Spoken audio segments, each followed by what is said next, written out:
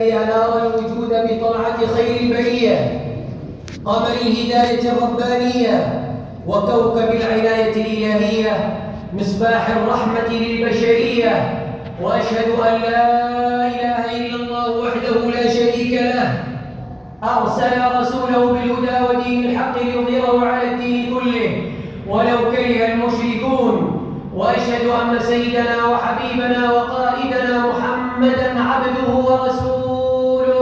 اللهم صل وسلم عليه. اللهم صل على سيدنا محمد الحبيب المحبوب الذي تتعشقه الأرواح وتحن إليه القلوب، وعلى آله وصحبه وسلم تسليما كثيرا. أما بعد، فيا عباد الله، أوصيكم ونفسي بتقوى الله. لا إله إلا الله. يا أيها الذين آمنوا اتقوا الله وآمنوا برسوله يؤتكم كفلين من رحمته ويجعل لكم نورا تمشون به ويغفر لكم والله غفور رحيم. أيها المؤمنون، لو أرادت البشرية الحائرة التائهة أن تخرج من كبوتها وتزيل عثرتها فلا حل لها إلا بالإقبال على الإسلام الذي حمل لواءه سيد الأنام صلى الله عليه وسلم.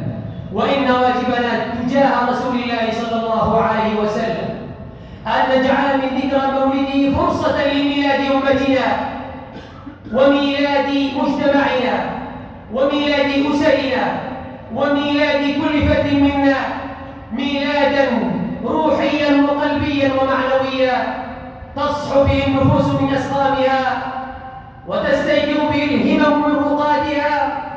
وأول معنى يتجدد به الميلاد ميلاد النيات والمقاصد.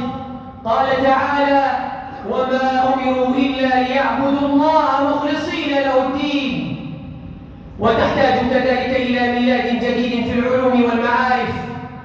لا ينبغي للمؤمن أن يقف عند حد من العلم.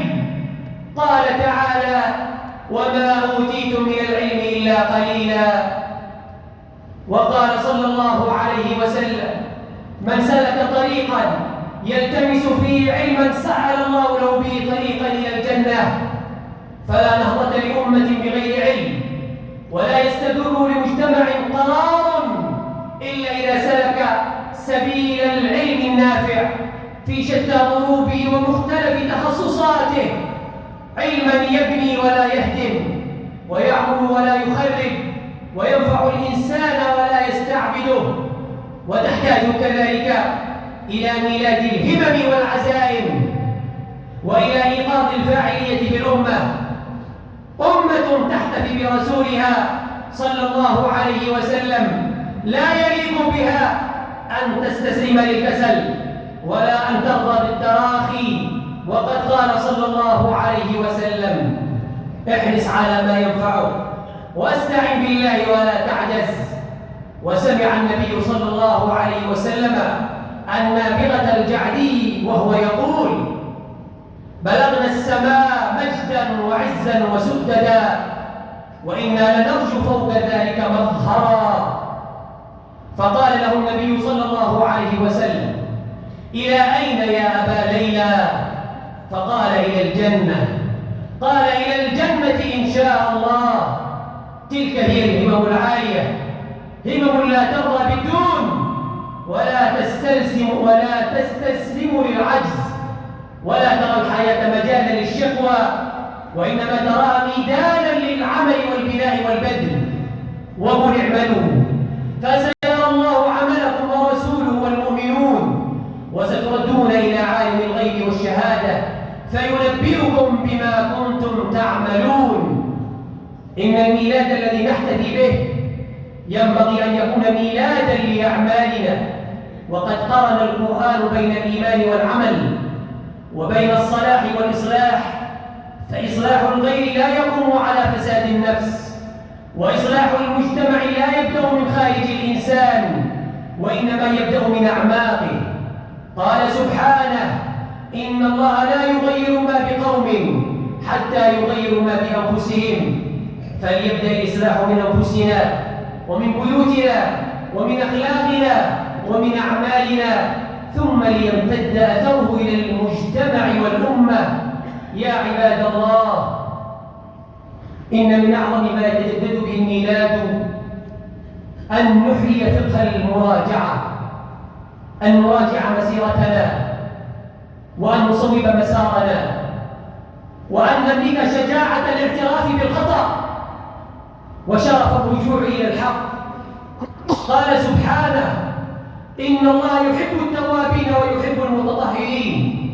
وقال جل جلاله: والذين إذا فعلوا فاحشة أو ظلموا أنفسهم ذكروا الله فاستغفروا لذنوبهم ومن يغفر الذنوب إلا الله ولم يصروا على ما فعلوا وهم يعلمون أولئك جزاؤهم مغفرة من ربهم وجنات تجري من تحتها الأنهار خالدين فيها ونعم أجر العاملين. معاشر المسلمين، إن مما تقر بعين رسول الله صلى الله عليه وسلم أن يرى أمته على الطريق الذي خلف عليه أصحابه، وأن يراها متمسكة بهديه، قائمة بأمر ربه، رحيمة بعباده، قوية في الحق، عزيزة بالهدى. وجماع ذلك كله أن نجعل سيرته حياة لنا، وأن نجعل أسوته قدوة لنا. قال تعالى: لقد كان لكم في رسول الله أسوة حسنة لمن كان يرجو الله واليوم الآخر وذكر الله كثيرا.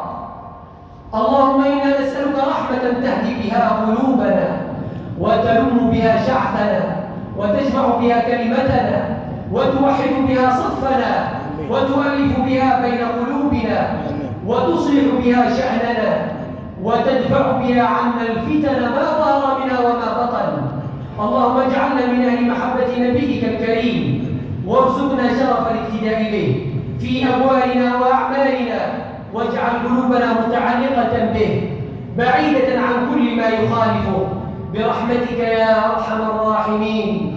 هذا وصلوا وسلموا على إمام المرسلين ورحمة الله للعالمين. فقد أمركم الله تعالى في محكم كتابه المبين، فقال عز من قائل كريم: إن الله وملائكته يصلون على النبي يا أيها الذين آمنوا صلوا عليه وسلموا تسليما. اللهم صل وسلم اللهم صل على سيدنا محمد وعلى آل سيدنا محمد كما صليت على سيدنا إبراهيم وعلى آل سيدنا إبراهيم إنك حميد مجيد. وبارك على سيدنا محمد وعلى آل سيدنا محمد كما باركت على سيدنا إبراهيم وعلى آل سيدنا إبراهيم إنك حميد مجيد. وارض اللهم عن الخلفاء الراشدين ساداتنا وأئمتنا في الدين أبي بكر وعمر وعثمان وعلي وعن الحسن والحسين وعن أمنا فاطمة الزهراء وعن خديجة الكبرى وعائشة الرضا وعن جميع أمهات المؤمنين وعن سائر الآل والصحابة والتابعين لهم بإحسان إلى يوم الدين وعنا معهم وفيه برحمتك يا أرحم الراحمين. اللهم اغفر للمؤمنين والمؤمنات والمسلمين والمسلمات الأحياء منهم والأموات إنك كريم مجيب الدعوات وغافر الذنوب والخطيئات برحمتك يا أرحم الراحمين. اللهم أصلح لنا ديننا الذي هو عصمة أمرنا، وأصلح لنا دنيانا التي فيها معاشنا، واصلح لنا آخرتنا التي إليها معادنا، واجعل الحياة زيادة لنا في كل خير، واجعل الموت راحة لنا من كل شر. آمين. اللهم اجعل ذكر ميلاد رسولك صلى الله عليه وسلم ميلادا لقلوبنا وأرواحنا ونياتنا ومقاصدنا وهممنا وعزائمنا. اللهم فرج هم المهمومين ونفس كرب المكروبين واقض الدين عن المدينين واشف مرضانا ومرضى المسلمين. اللهم اسقنا الغيث والرحمة ولا تجعلنا من القانطين. اللهم اكتب بإخواننا المستضعفين في كل مكان. اللهم منزل الكتاب سريع الحساب هازم الأحزاب اهزم اليهود الصائلة وأعوانهم. اللهم اهزمهم وزلزلهم. اللهم شتت شملهم وفرق جمعهم وخيب سعيهم. ربنا اغفر لنا ولإخواننا الذين سبقونا بالإيمان ولا تجعل في قلوبنا غلا للذين آمنوا. ربنا إنك رؤوف رحيم. ربنا آتنا في الدنيا حسنة وفي الآخرة حسنة وقنا عذاب النار. عباد الله، إن الله يأمر بالعدل والإحسان وإيتاء ذي القربى وينهى عن الفحشاء والمنكر والبغي يعظكم لعلكم تذكرون. اذكروا الله العظيم يذكركم واشكروه على نعمه يزدكم ولذكر الله أكبر